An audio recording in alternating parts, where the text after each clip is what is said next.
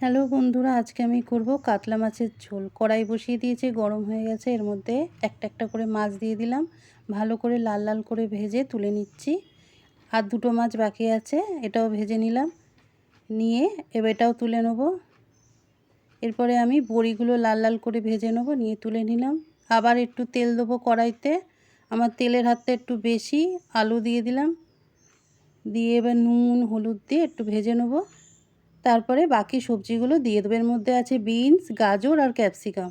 ভালো করে ভাজা হয়ে গেলে এর মধ্যে আদা, রসুন, কাশ্মীরি গুঁড়ো লঙ্কা, টমেটো বাটা আর নুন হলুদ মেশানো আছে। ভালো করে কষিয়ে নেবো যতক্ষণ না তেল ছাড়ছে। কষানো হয়ে গেছে, এবার আমি জল ঢেলে দেবো। জল ঢালার পর যতক্ষণ না ঝোল ফুটছে, এর মধ্যে মাছ আর বড়ি দেবো না, ফুটে গেছে। এর মধ্যে মাছ আর বড়ি দিয়ে দিলাম।